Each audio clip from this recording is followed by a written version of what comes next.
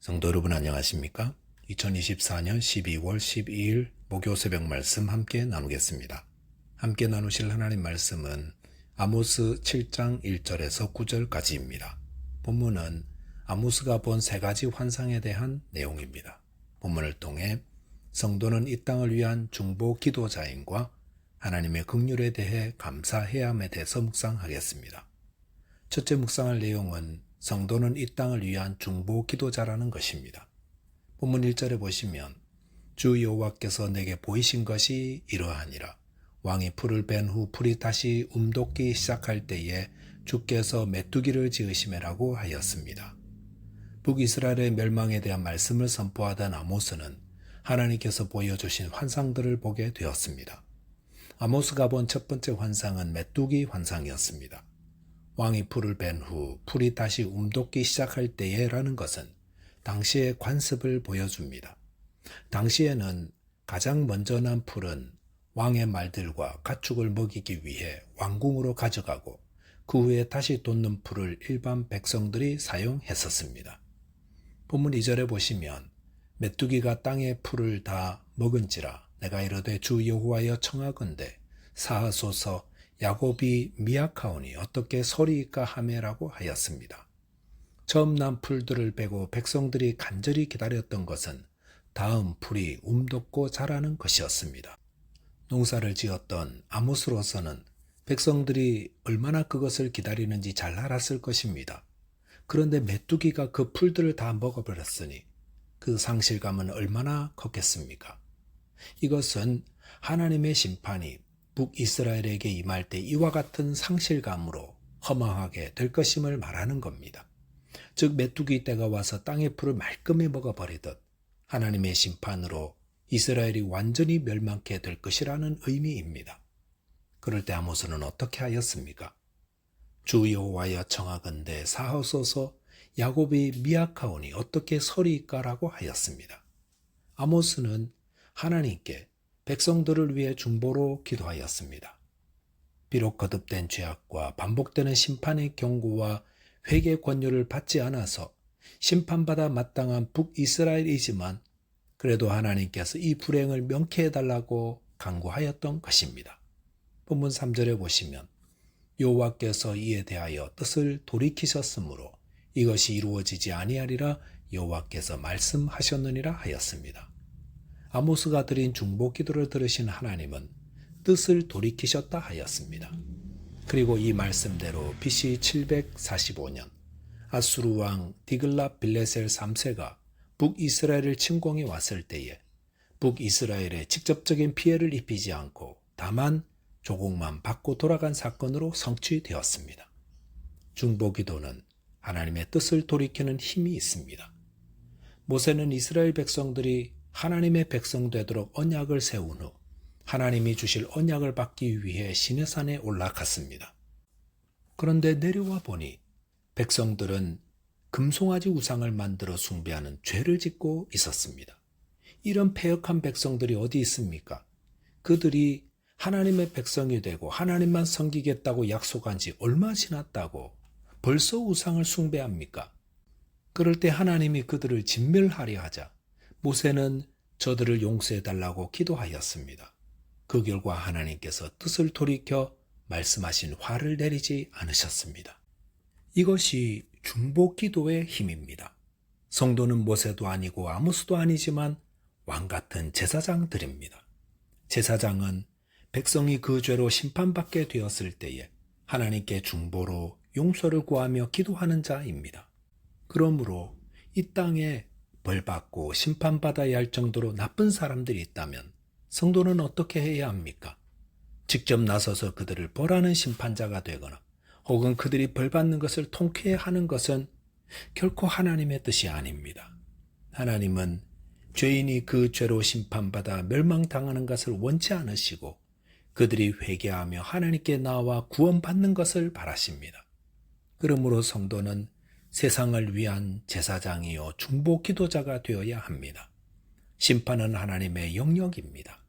하나님은 우리가 중보 기도하는 자 되기를 바라십니다.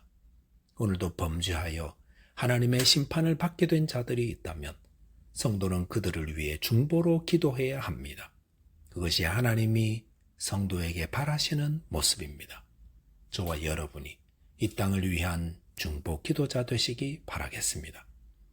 둘째로 묵상할 내용은 하나님의 긍휼하심을 감사해야 한다는 겁니다. 본문 4절에 보시면 주 여호와께서 또 내게 보이신 것이 이러하니라. 주 여호와께서 명령하여 불로 징벌하게 하시니 불이 큰 바다를 삼키고 육지까지 먹으려 하는지라 하였습니다.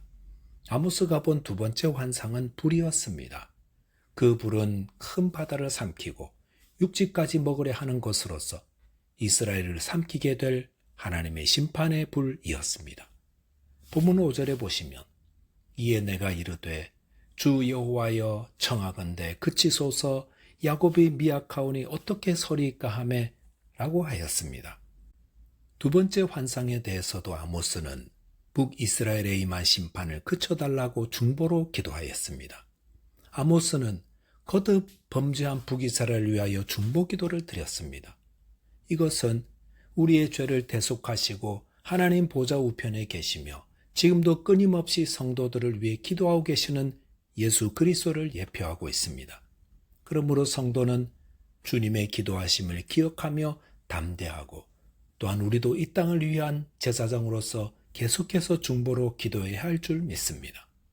본문 6절에 보시면 주 여호와께서 이에 대하여 뜻을 돌이켜 주 여호와께서 이르시되 이것도 이루지 아니하리라 하시니라 하였습니다. 아모스의 중보 기도로 하나님은 또 뜻을 돌이키셨습니다. 이 불의 환상은 북이스라엘 왕 베가 때인 BC 733년 아수르의 디글랏 빌레셀 3세의 2차 침입과 관계된 것으로 보입니다. 아수르의 2차 침략으로 북이스라엘의 북부 지역은 정복을 당하고 상당수 백성들이 포로로 끌려가는 국가적인 큰 고통을 겪었습니다. 하지만 하나님께서 아모스의 중보 기도에 응답하셔서 북이스라엘이 완전히 멸망하는 것은 면하게 되었습니다. 본문 7절에 보시면 또 내게 보이신 것이 이러하니라. 다림줄을 가지고 쌓은 담 곁에 주께서 손에 다림줄을 잡고 서셨더니라고 하였습니다. 아모스가 본 세 번째 환상은 다림줄이었습니다. 다림줄이란 건축하는 자들이 수평과 수직을 잡기 위해 사용하는 기구로서 이 다림줄을 걸어놓고 거기에 맞게끔 튀어나온 벽돌은 집어넣고 들어간 나무들은 빼어서 맞추게 됩니다. 이 환상에서 다림줄이 의미하는 바는 하나님의 공의를 뜻합니다. 즉 하나님께서 북이스라엘의 죄악을 정확히 지어서 그곳에 대한 심판을 준비하신다는 것을 가리킵니다. 하나님의 공의는 죄에 대해서 한치의 허용이나 타협도 없습니다. 성경에는 이런 하나님의 공의에 대한 말씀이 얼마나 많습니까? 아간이 하나님의 언약을 어기고 여리고 성에서 노략한 물건을 탐내어 취하였는데 그 결과 이스라엘은 보잘것없는 아이성 전투에서 패하게 되었습니다. 아이성 전투에서 36명이 희생되었는데 그 이유는 바로 한 사람의 죄에 대한 하나님의 심판이었던 겁니다. 또한 초대교회에서 아나니와 삽비라 부부가 하나님께 드릴 헌금 일부를 숨기고 속인 일로 인해 즉사하는 심판을 받았습니다. 사람들은 초대교회는 은혜가 지배한다고 생각합니다. 그래서 웬만한 죄는 하나님이 이제는 다 덮어주고 넘어가신다고 오해합니다. 하지만 은혜의 시대가 되었다고 해서 하나님의 성품이 바뀐 것은 아닙니다. 하나님은 죄에 대해 철저하게 보응하시는 공의의 하나님이십니다. 그런데 하나님의 공의를 이야기할 때 절대 빠뜨려서는 안 되는 것이 하나님의 긍휼입니다. 하나님은 우리를 사랑하시고 긍휼히 여기시사 우리에게 예정된 심판을 돌이키시기도 하신다는 겁니다. 하나님은 북이스라엘이 죄로 인해 마땅히 메뚜기와 불의 심판을 받아야 했지만 여전히 그들을 불쌍히 여기사 구원하기를 바라셨던 것입니다. 그래서 그들을 용서하시고 그 사실을 환상을 통해 아모스에게 보여주셨던 겁니다.